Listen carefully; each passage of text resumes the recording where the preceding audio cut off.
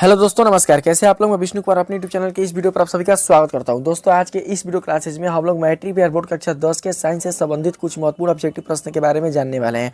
दोस्तों, इस वीडियो में आप लोग के लिए साइंस से संबंधित बहुत ही इंपॉर्टेंट ऑब्जेक्टिव प्रश्न को लेकर आया हूँ, जो आपके मैट्रिक बिहार बोर्ड कक्षा 10 में आने वाले जो भी आपके साइंस ऑब्जेक्टिव प्रश्न होंगे उनके लिए दोस्तों बहुत ही हेल्पफुल सिद्ध होगी। इसलिए इस ऑब्जेक्टिव प्रश्न में जो भी आपके साइंस से संबंधित क्वेश्चन आपके बताए गए हैं उन सभी प्रश्नों को दोस्तों आप लोग बिल्कुल सरल तरीके से हल कर लीजिएगा और बताने का आप लोग प्रयास कीजिएगा। दोस्तों, ये जो वीडियो मैं आप लोगों के लिए साइंस का संबंधित जो मैं लेकर आया हूं वो दोस्तों सेट 2 है, क्योंकि इसके पहले वाला वीडियो मैंने ऑलरेडी यूट्यूब पर डाल चुका है जो कि सेट 1 का था। इसलिए दोस्तों हम लोग बिना देर किए स्टार्ट करते हैं अपने सबसे पहले क्वेश्चन को। तो सबसे पहले हम लोग देखते हैं दोस्तों कि जो पहला नंबर क्वेश्चन वो क्या है। तो दोस्तों मैं आप लोग बता दूं कि पहले नंबर प्रश्न बताया गया है कि मोटर कार के हेडलाइट में किसका प्रयोग होता है। तो दोस्तों आप लोग ऑप्शन देकर सही सिलेक्ट करने का प्रयास कीजिएगा कि मोटर कार के हेडलाइट में किसका प्रयोग किया जाता है। तो मैं बता दूं दोस्तों कि मोटर कार का जो हेडलाइट होता है तो उसमें दोस्तों उपयोग किया जाता है उत्तल दर्पण का। इसलिए पहला का right answer option number B हो जाएगा।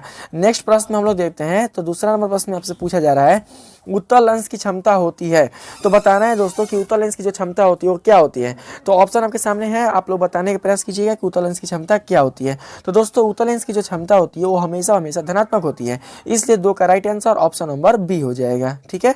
तीसरे नंबर प्रश्न आपसे कहा जा रहा है प्रकाश के परावर्तन के कितने नियम हैं। तो दोस्तों आपने परावर्तन का नियम पढ़ा होगा कि प्रकाश के परावर्तन कितने होते हैं, उनके अपवर्तन कितने नियम होते हैं। तो आप सभी को पता है कि जो प्रकाश के परावर्तन के जो नियम होते हैं वो तो 2 होते हैं। इसलिए प्रकाश के परावर्तन का जो राइट आंसर होगा वो होगा ऑप्शन नंबर बी यानी कि 2।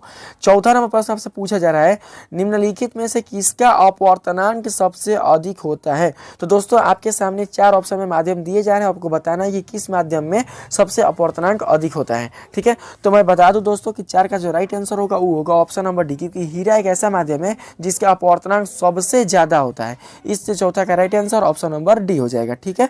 5 नंबर प्रश्न आपसे कहा जा रहा है किसी वस्तु का प्रतिबिंब आंख के जिस भाग पर पड़ता है वो है, अर्थात उस भाग का आपको नाम बताना है। तो मैं बता दूं दोस्तों कि जब भी किसी आंख पर किसी वस्तु का प्रतिबिंब बनता है तो आंख के जिस भाग पर भी बनता है वो भाग दोस्तों कहलाता है आपका रेटिना। इसलिए 5 का जो राइट आंसर होगा वो होगा ऑप्शन नंबर बी, यानी रेटिना पर ही किसी वस्तु का प्रतिबिंब बन पाता है। तो ऑप्शन नंबर बी को हम लोग क्या करते हैं, सेलेक्ट कर लेते हैं।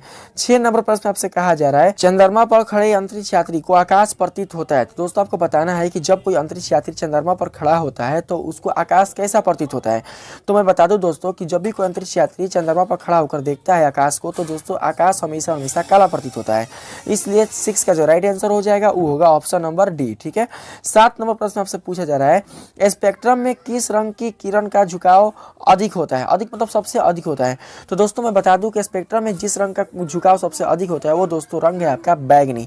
इसलिए 7 का right answer option number C हो जाएगा। ठीक। 8 नंबर प्रश्न आपसे कहा जा रहा है निम्न में से कौन अर्धचालक नहीं है। अर्धचालक कहने का मतलब जिसमें चालक और चालक दोनों का गुण पाया जाता है। तो दोस्तों यहाँ पर सिलिकॉन और जर्मनियम ये दोनों के दोनों दोस्तों आपके अर्धचालक है, जो कि क्वेश्चन कह रहा है कि अर्धचालक नहीं है। इसलिए आपका जो राइट आंसर होगा वो होगा ऑप्शन नंबर सी यानी कि पारा। हम लोग 8 नंबर का जो ऑप्शन नंबर सी है उसी को क्या करते हैं, सिलेक्ट कर लेते हैं, पारा को। 9 नंबर प्रश्न आपसे कहा जा रहा है 100 वाट से 200 वोल्ट के विद्युत बल्ब के तनु का प्रतिरोध क्या होगा। तो दोस्तों आपके सामने ऑप्शन इस प्रकार से दिए जा रहे हैं और आप लोग बताना कि इन चारों में से कौन सा आपका राइट ऑप्शन होगा क्वेश्चन नंबर 9 का। तो मैं बता दूं दोस्तों 100 वाट पर 220 वोल्ट के विद्युत बल्ब के जो तनु प्रतिरोध होगा वो होगा दोस्तों 484 ओम। इसलिए 9 का right answer option number B हो जाएगा। ठीक है। अब चलते हैं 10 नंबर प्रश्न पर। 10 नंबर प्रश्न आपसे पूछा है टंगस्टन निम्नलिखित में से किस ताप पर पिघलता है, यानी उसको कितना टेम्परेचर दें कि टंगस्टन धातु जो है वो पिघल जाए। ठीक है। तो मैं दोस्तों बता दूं कि 10 का जो राइट आंसर होगा वो होगा ऑप्शन नंबर सी यानी कि 3500 डिग्री सेल्सियस पर टंगस्टन क्या हो जाएगा, पिघल जाएगा। ठीक है। तो ऑप्शन नंबर सी को हम लोग सेलेक्ट कर लेते हैं। 11 नंबर प्रश्न से पूछा जा रहा है विद्युत चुंबकीय प्रेरक की खोज किसने की थी, आपको उस वैज्ञानिक का नाम बताना है। तो दोस्तों विद्युत चुंबकीय प्रेरक की खोज करने वाले थे फैराड। ठीक है। इसलिए हम लोग ऑप्शन नंबर ए को क्या कर लेते हैं, सिलेक्ट कर लेते हैं, यानी फैराड ने क्या किया था, विद्युत चुंबकीय प्रेरक की खोज किया था। 12 नंबर प्रश्न हमसे कहा जा रहा है विद्युत चुंबक बनाने के लिए प्रायः किस पदार्थ के छड़ का उपयोग होता है। है। तो दोस्तों जब भी किसी विद्युत चुंबक का प्रयोग किया जाता है या उसके बनाया जाता है तो उसको बनाने में जिस धातु का प्रयोग किया जाता है दोस्तों वो है दोस्तों नरम लोहा। इसलिए 12 का right answer option number C हो जाएगा। नरम लोहा की सहायता से हम लोग क्या करते हैं, विद्युत चुंबक का निर्माण करते हैं।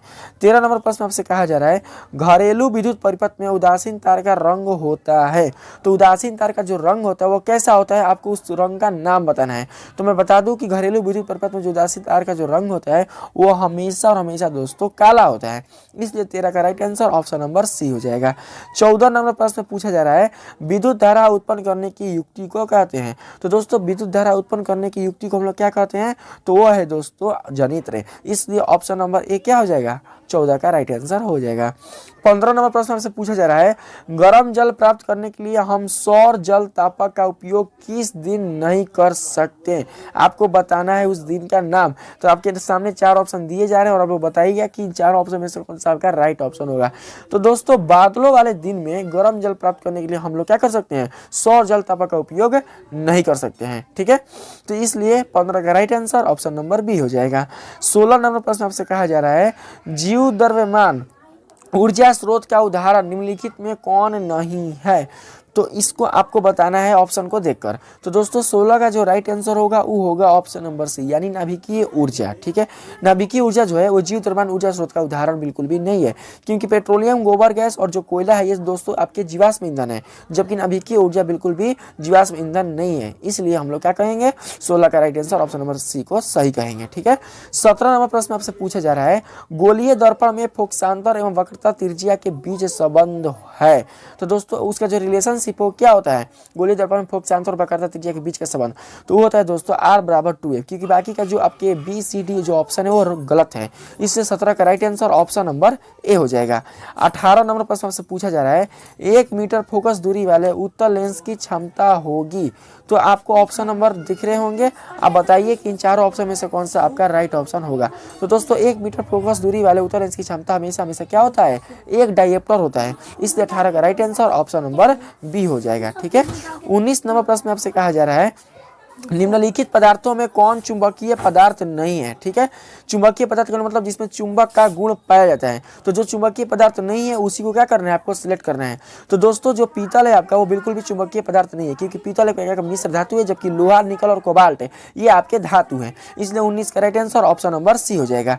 20 नंबर प्रश्न आपसे कहा जा रहा है विद्युत हीटर की कुंडली में किसका प्रयोग किया जाता है। तो दोस्तों मैं बता दूं कि विद्युत हीटर की कुंडली में जिसका प्रयोग किया जाता है वह है दोस्तों जास्ता यानी जिंक। इसलिए 20 का right answer option number D हो जाएगा। ठीक, 21 नंबर प्रश्न आप लोग देखने का प्रयास कीजिएगा। 21 नंबर प्रश्न आपसे कहा जा रहा है किसी प्रिज्म के 2 पार्श्व पृष्ठों के बीच के कोण को कहते हैं। तो उस कोण का नाम बताना है। तो दोस्तों वो जो कोण है वो क्या है, तो मैं बता दूं कि 21 का जो राइट आंसर है वो है दोस्तों प्रिज्म का कोण। इसलिए ऑप्शन नंबर बी क्या हो जाएगा, राइट आंसर हो जाएगा। ठीक, अब चलते हैं हम लोग अगले प्रश्न पर। 22 नंबर प्रश्न आपसे कहा जा रहा है मान लिया कि माध्यम 1 में प्रकाश का वेग v1 है और माध्यम 2 में प्रकाश का वेग v2 है, तो अपर्तनांक n21 का मान होगा। तो दोस्तों उसका जो मान होगा वो क्या होगा आपको बताना है। तो दोस्तों सब आपको ऑप्शन इसमें दिए जा चुके हैं, आप बताइए कि 22 का राइट आंसर क्या होगा। तो मैं दोस्तों बता दूं कि 22 का जो राइट आंसर होगा वो होगा दोस्तों ऑप्शन नंबर ए, यानी कि माध्यम 1 के सापेक्ष माध्यम 2 का क्या होगा, अपर्तनांक होगा। तो ऑप्शन नंबर ए को हम लोग क्या कर सकते हैं, सिलेक्ट कर लेंगे v1/v2 को। ठीक है, 23 नंबर प्रश्न से कहा जा रहा है अमीटर का प्रतिरोध होता है। तो अमीटर का जो प्रतिरोध होता है दोस्तों वो क्या होता है। तो दोस्तों अमीटर का जो प्रतिरोध होता है वो बहुत ही छोटा होता है। इसे तो बहुत छोटा लिखा नहीं है, छोटा लिखा है। इसलिए हम लोग 23 का जो राइट आंसर है हम लोग ऑप्शन नंबर ए को क्या कर लेते हैं, सिलेक्ट कर लेते हैं। 24 नंबर प्रश्न आपसे कहा जा रहा है विद्युत वाहक बल किस यंत्र से मापा जाता है। आपको उस यंत्र का नाम बताना है। तो मैं बता दूं कि विद्युत वाहक बल्ब को मापने वाला जो यंत्र है वो है दोस्तों वोल्ट मीटर। इसलिए हम लोग क्या करते हैं, ऑप्शन नंबर सी को सिलेक्ट कर लेते हैं। वोल्टामीटर नहीं, volt meter. Option number C क्या होगा, 24 का राइट आंसर हो जाएगा। 25 नंबर प्रश्न पूछा जा रहा है आपसे मानव शरीर का प्रतिरोध कितना होता है। तो दोस्तों मानव शरीर का आपको प्रतिरोध का मान बताना है। तो हो सकता है बहुत सारे बच्चे इसका सही आंसर दे भी रहे होंगे कि मानव शरीर का प्रतिरोध कितना होता है। तो मैं बता दूं कि मानव शरीर का जो प्रतिरोध होता है दोस्तों वो होता है 30,000 ओम। इसलिए ऑप्शन नंबर डी 25 का राइट आंसर हो जाएगा। 26 नंबर प्रश्न आपसे कहा जा रहा है विद्युत फ्यूज विद्युत धारा के किस प्रभाव पर कार्य करता है। तो दोस्तों जो विद्युत फ्यूज है वो विद्युत धारा के जिस प्रभाव पर कार्य करता है उस प्रभाव का नाम है दोस्तों ऊष्मीय प्रभाव। इसलिए 26 का right answer option number A हो जाएगा, यानी कि ऊष्मीय। 27 नंबर प्रश्न में आपसे कहा जा रहा है नौरौरा नभइके विद्युत संयंत्र किस राज्य में स्थित है, उस राज्य का आपको नाम बताना है। तो आपके सामने राज्य ऑप्शन में दर्शाए गए हैं, आप बताइए कि चारों में से कौन सा आपका राइट ऑप्शन हो जाएगा। तो मैं बता दूं दोस्तों कि 27 का जो राइट आंसर होगा वो होगा उत्तर प्रदेश, यानी उत्तर प्रदेश में क्या है नौरौरा नाभिकीय विद्युत संयंत्र उपस्थित है, इसलिए 27 का right answer option number C हो जाएगा। 28 नंबर प्रश्न आपसे कहा जा रहा है सौर सेल बनाने के लिए किस धातु का उपयोग किया जाता है। तो दोस्तों सौर सेल बनाने के लिए जिस धातु का उपयोग किया जाता है वो धातु है दोस्तों सिलिकॉन, इसलिए 28 नंबर का right answer option number D हो जाएगा। कौन? तो सिलिकॉन। 29 नंबर प्रश्न में आपसे कहा जा रहा है लाल रंग से अधिक तरंगधर के विकिरणों को कहते हैं, यानी लाल रंग से भी ज्यादा जिसका तरंगधर होता है उन विकिरणों को क्या कहते हैं। तो दोस्तों उन विकिरणों को हम लोग कहते हैं अवरक्त वर्ण, इसलिए 29 का जो राइट आंसर हो जाएगा वो होगा ऑप्शन नंबर ए। 30 नंबर प्रश्न आपसे कहा जा रहा है डेनमार्क को कहा जाता है। तो डेनमार्क को क्या कहा जाता है आपको बताना है। तो दोस्तों डेनमार्क को कहा जाता है पवनों का देश, इसलिए 30 का right answer option number C हो जाएगा। 31 नंबर प्रश्न आपसे कहा जा रहा है धूप में रखे सौर सेल से कितना वाट विद्युत उत्पन्न होता है, यानी कि जब आप सौर ऊर्जा को धूप में रखते हैं तो उससे कितना वाट आप विद्युत उत्पन्न कर सकते हैं, उसको आपको मान बताना है। तो आपके ऑप्शन में दिए जा रहे हैं, आप बताइए कि 31 का राइट आंसर कौन होगा। तो 31 का जो राइट आंसर होगा वो होगा ऑप्शन नंबर ए, यानी 0.7 वाट। तो 0.7 वाट क्या होगा, 31 का राइट आंसर हो जाएगा। इतना हम लोग क्या कर सकते हैं, सौर सेल से हम लोग इतना विद्युत वाट उत्पन्न कर सकते हैं, ठीक है।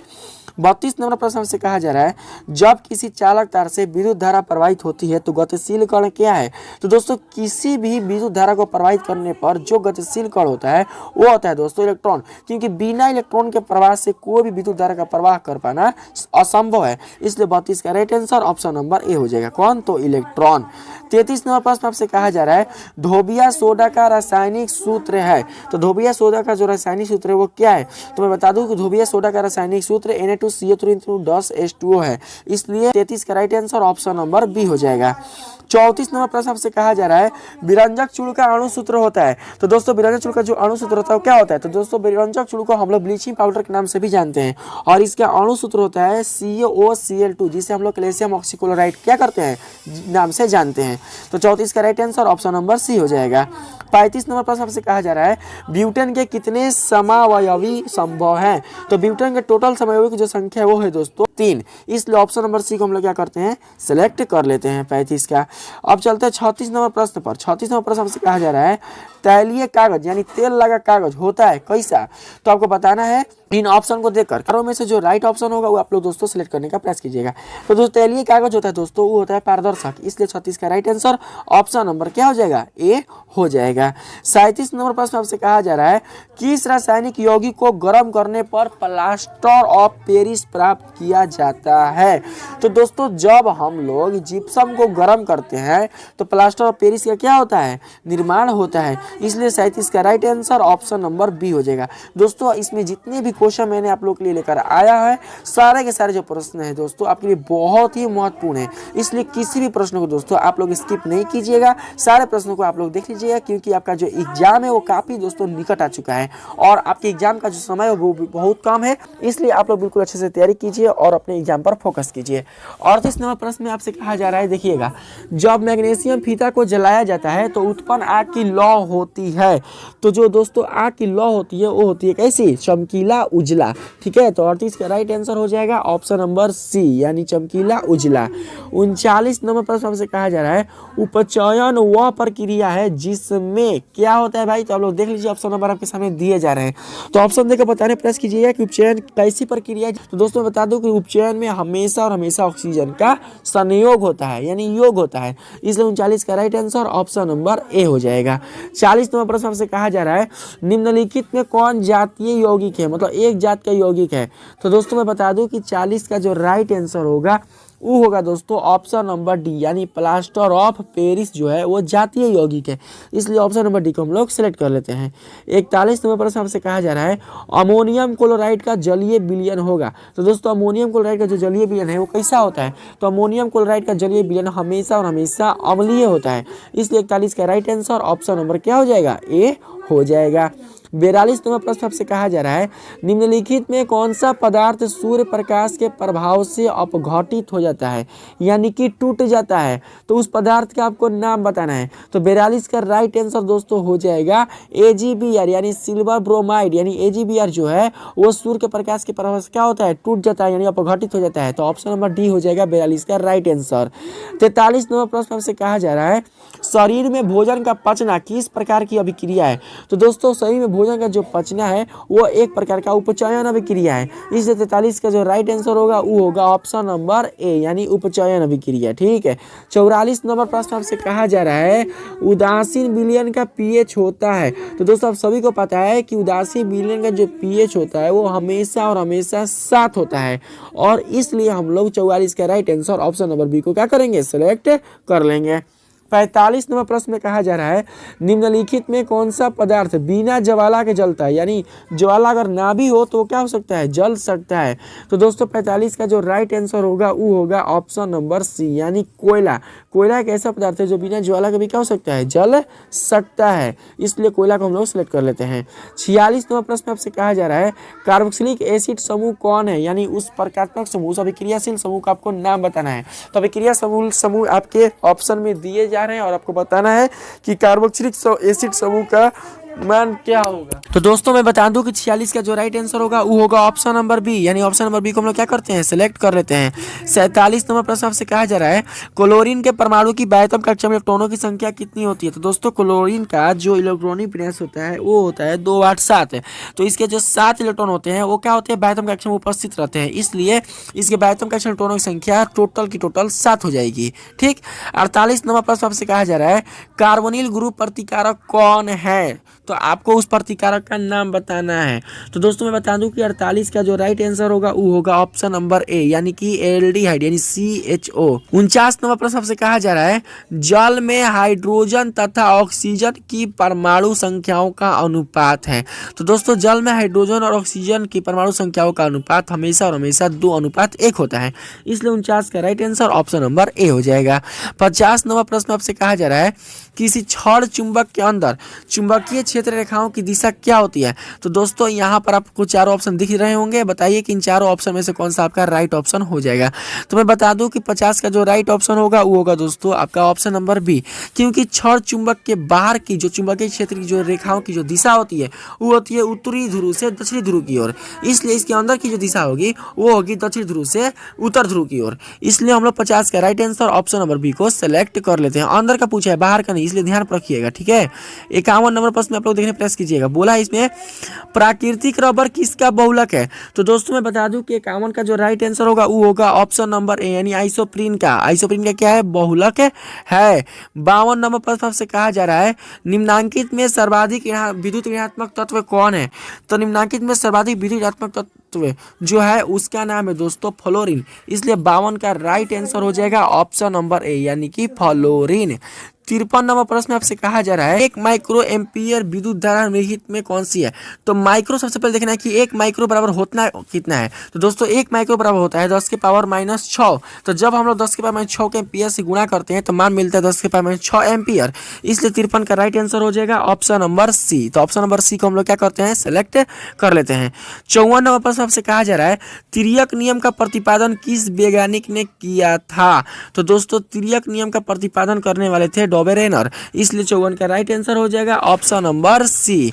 55 नंबर प्रश्न आपसे पूछा जा रहा है 1 जून का मान होता है। दोस्तों सॉरी यहाँ पर 1 जून लिखा चुका है, 1 जून नहीं बल्कि 1 जूल होगा। 1 जूल का मान होता है, मिस्टेक से मैंने यहाँ पर 1 जून लिख दिया है। तो 1 जूल का दोस्तों जो मान होता है वो होता है 0.24 कैलोरी, इसलिए 55 का right answer option number A हो जाएगा। ठीक है। तो यहाँ पर आप लोग जून के जगह पर लिख लीजिएगा जूल। ठीक है। 1 जूल का मान कितना होता है तो 0.24 कैलोरी होता है। 56 नंबर प्रश्न आपसे कहा जा रहा है आधुनिक आवास सारणी में तत्वों के वर्गीकरण का आधार है। तो दोस्तों वर्गीकरण का जो आधार है वो है दोस्तों आपका ऑप्शन नंबर डी, यानी यहाँ पर लगाया भी गया है परमाणु संख्या के आधार पर क्या किया गया, आधुनिक आवास सारणी को तैयार किया गया है। इसे 56 का right answer option number D हो जाएगा। 57 नंबर प्रश्न आपसे कहा जा रहा है कौन शून्य वर्ग का तत्व है, आपको उस तत्व का नाम बताना है। तो दोस्तों हीलियम एक ऐसा तत्व है जो शून्य वर्ग का तत्व है, इसलिए 57 का right answer option number C हो जाएगा। 58 नंबर प्रश्न में कहा जा रहा है न्यूलैंड का अष्टक नियम किस तत्व तक प्रभावी है, यानी कहां तक यह काम कर सकता है। न्यूलैंड का जो अष्टक नियम उन्होंने प्रतिपादन किया था, किसने, न्यूलैंड ने। तो दोस्तों ये जो प्रभावी है वो तत्व है दोस्तों आपका कैल्शियम, इसलिए 58 का जो राइट आंसर होगा वो होगा ऑप्शन नंबर ए। ठीक, अब हम लोग चलते हैं 59 नंबर प्रश्न पर। 59 नंबर प्रश्न आपसे कहा जा रहा है सबसे अधिक भास्मिक ऑक्साइड है, तो सबसे अधिक भास्मिक ऑक्साइड वाला कोई यौगिक है तो वो है दोस्तों पोटेशियम ऑक्साइड, इसलिए 59 का right answer option number A हो जाएगा। 60 नंबर प्रश्न आपसे कहा जा रहा है फेरस सल्फेट क्रिस्टल का रंग होता है। तो दोस्तों फेरस सल्फेट क्रिस्टल का जो रंग होता है वो कैसा होता है, तो ऑप्शन आपके सामने दिए जा रहे हैं, बताने का प्रयास कीजिएगा जल्दी से। तो दोस्तों 60 का right answer option number B हो जाएगा, यानी फेरस सल्फेट का जो रंग होता है वो होता है हरा, इसीलिए इसको हम लोग हरा कशिश के नाम से भी क्या करते हैं, जानते हैं। ठीक है, निम्नलिखित पदार्थों में कौन चुंबकीय पदार्थ नहीं है।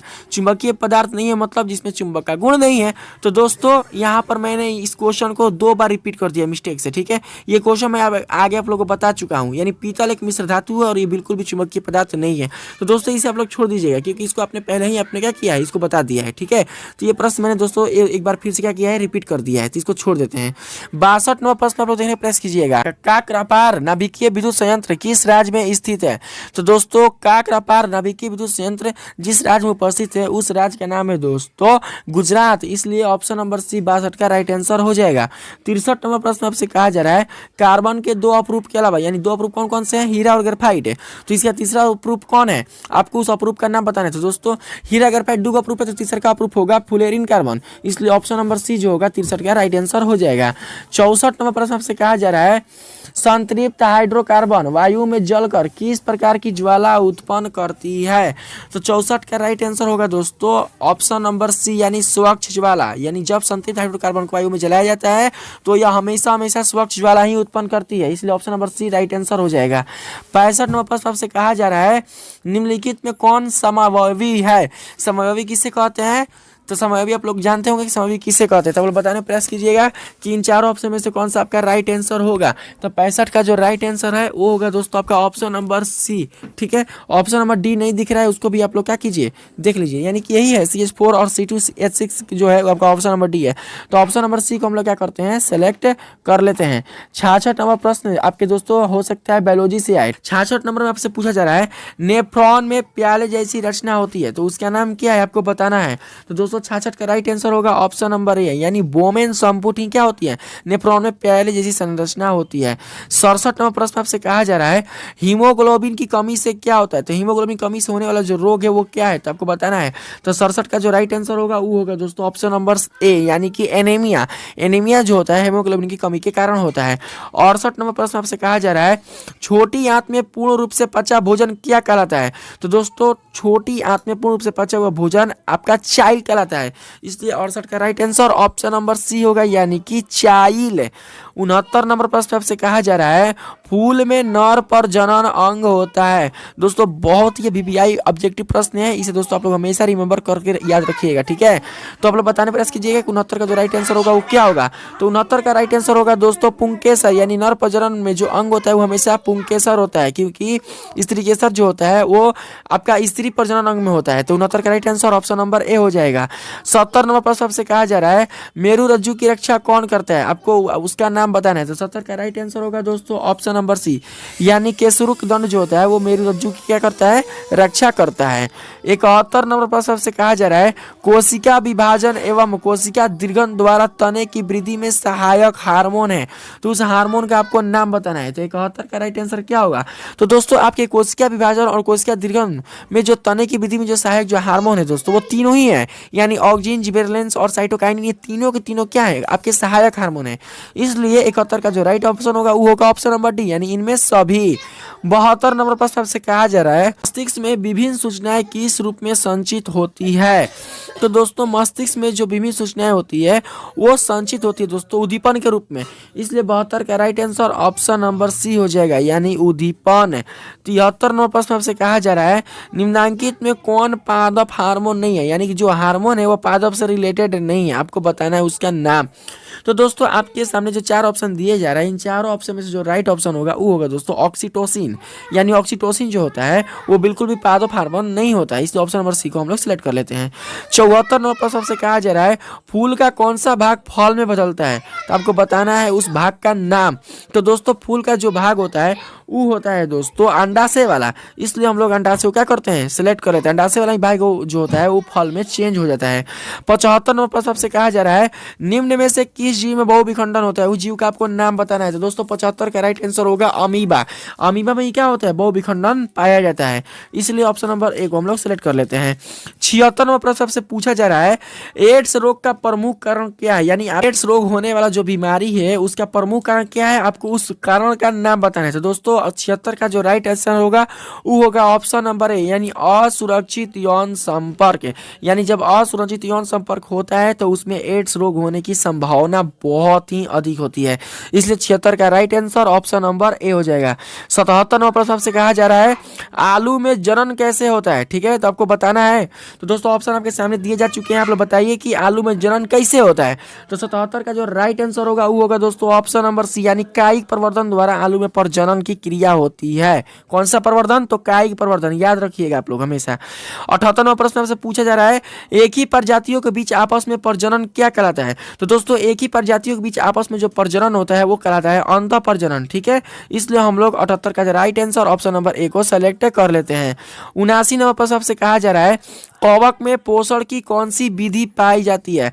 तो दोस्तों कवक में पोषण की जो विधि पाई जाती है वो विधि है दोस्तों मृतजीवी, इसलिए 79 का जो राइट आंसर होगा वो होगा ऑप्शन नंबर ए यानी कि मृतजीवी। 80 नंबर प्रश्न में आप लोग देखने का प्रयास कीजिएगा, इसमें पूछा जा रहा है आपसे कि कौन सा पादप हार्मोन पत्तियों के मुरझाने के लिए उत्तरदायी है, यानी कि पत्तियों को मुरझाने में क्या करता है सहायता करता है, तो उस हार्मोन का आपको नाम बताना है। तो दोस्तों 80 का जो राइट आंसर होगा वो होगा ऑक्सीजन, यानी ऑक्सीजन एक ऐसा हार्मोन है जो पत्तियों को मुरझाने में सहायता करता है, तो ऑप्शन नंबर ए को हम लोग सेलेक्ट कर लेते हैं। 81 नंबर प्रश्न आपसे कहा जा रहा है किसी पारिस्थितिक तंत्र में ऊर्जा को ग्रहण करने वाले होते हैं, तो उनका क्या नाम है दोस्तों। 81 का राइट आंसर होगा वो होगा ऑप्शन नंबर ए यानी उत्पादक। उत्पादक क्या है, पारिस्थितिक तंत्र में ऊर्जा को ग्रहण करने वाले होते हैं, तो ऑप्शन नंबर ए को हम लोग क्या करते हैं सिलेक्ट कर लेते हैं। 82 नंबर प्रश्न आपसे कहा जा रहा है तालाब की आहार श्रृंखला में मछली किस स्थान पर है। तो दोस्तों आप सभी को पता है कि जो आहार श्रृंखला होती है वो 3 प्रकार की होती है, प्राथमिक, द्वितीयक और तृतीयक, तो आपको बताना है कि तालाब की आहार श्रृंखला में जो मछली वो किस स्थान पर है। तो दोस्तों इसका जो राइट आंसर होगा 82 का वो होगा ऑप्शन नंबर सी यानी द्वितीय उपभोक्ता, यानी द्वितीय श्रृंखला के रूप में क्या है वो अपने स्थान पर है, तो 82 का right answer option number C हो जाएगा। 83 नंबर प्रश्न आपसे कहा जा रहा है सौर ऊर्जा किस रूप में हरे पौधों में संचित रहती है। तो दोस्तों मैं बता दूं कि 83 का जो राइट आंसर होगा वो होगा रासायनिक ऊर्जा में, यानी रासायनिक ऊर्जा में ही सौर ऊर्जा हरे पौधों में क्या रहती है संचित रहती है। 84 नंबर प्रश्न आपसे कहा जा रहा है पर्यावरण बचाने के लिए 3 प्रकार के आर का उपयोग किया जाता है, इसका मतलब है, मतलब आपको इसका मतलब बताना है। तो दोस्तों आपका जो पहला ऑप्शन में जो कम उपयोग रेड्यूस बताया गया है वो भी आर का मतलब होता है, पुनर्चक्र यानी रिसाइकिल वो भी आपका आर का मतलब होता है, पुनः उपयोग यानी रीयूज वो भी आपका आर का मतलब होता है, यानी आर का मतलब ये तीनों ही होता है, यानी 3 प्रकार का आर होता है और तीनों प्रकार का आर का मतलब ये 3 ही होते हैं, इसलिए आप 84 का जो राइट आंसर होगा वो होगा ऑप्शन नंबर डी यानी इनमें सभी। 85 नंबर प्रश्न आपसे कहा जा रहा है जैव विविधता के विशिष्ट स्थल कौन है, आपको उस स्थल का नाम बताना है, यानी उस जगह का नाम बताना है। तो दोस्तों 85 का right answer option number C हो जाएगा यानी कि वन। वन क्या है आपके 85 का राइट आंसर है। 86 नंबर प्रश्न आपसे कहा जा रहा है पौधों में वायोत्सर्जन किस भाग में होता है। तो दोस्तों पौधों में जो वायोत्सर्जन होता है वो होता है हमेशा हमेशा पत्ता में, इसलिए 86 का right answer option number C हो जाएगा। 87 नंबर प्रश्न आपसे कहा जा रहा है मनुष्य के सांस लेने और छोड़ने की क्रिया को क्या कहते हैं? तो मनुष्य की सांस लेने और छोड़ने की जो क्रिया है उसे कहा जाता है श्वासोच्छ्वास। इसलिए हम लोग 87 का right answer option number A को सिलेक्ट कर लेते हैं। 88 नंबर प्रश्न आपसे कहा जा रहा है ईसीजी का पूरा नाम लिखिए, यानी इसका फुल फॉर्म आपको बताना है। तो दोस्तों 88 का राइट आंसर हो जाएगा ऑप्शन नंबर बी, यानी कि इलेक्ट्रोकार्डियोग्राफ। ऑप्शन नंबर बी को हम लोग क्या करते हैं? सिलेक्ट कर लेते हैं। 89 नंबर प्रश्न आपसे कहा जा रहा है किस पाचक रस के प्रभाव से आमाशय में दूध थका सा जम जाता है? तो दोस्तों आपको उस पाचक रस का नाम बताना है, ठीक है। तो 89 का जो राइट आंसर होगा वो होगा ऑप्शन नंबर बी, यानी कि रेनिन। रेनिन जो होगा 89 का राइट आंसर हो जाएगा। 90 नंबर प्रश्न पूछा जा रहा है मछली के हृदय में कोष्ठों की संख्या। जिस प्रकार से दोस्तों मैंने पहले वाला पीडीएफ में आप लोग को बताया था कि मनुष्य में हृदय कोष्ठों की संख्या कितनी है, तो 4 थी। उसी प्रकार से आपको बताना है कि मछली के हृदय में कोष्ठों की संख्या कितनी है। तो दोस्तों 90 का राइट आंसर होगा ऑप्शन नंबर ए, यानी कि 2 ठो है, इसलिए 90 का right answer option number A हो जाएगा। 91 नंबर प्रश्न आपसे कहा जा रहा है प्रकृति में ऑक्सीजन का संतुलन कैसे बना रहता है, उसका दोस्तों आपको नाम बताना है।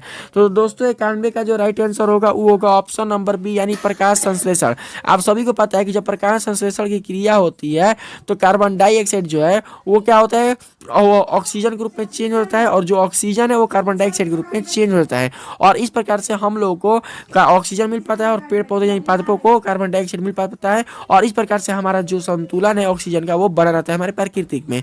इसलिए 91 का राइट आंसर जो होगा वो ऑप्शन नंबर बी हो जाएगा।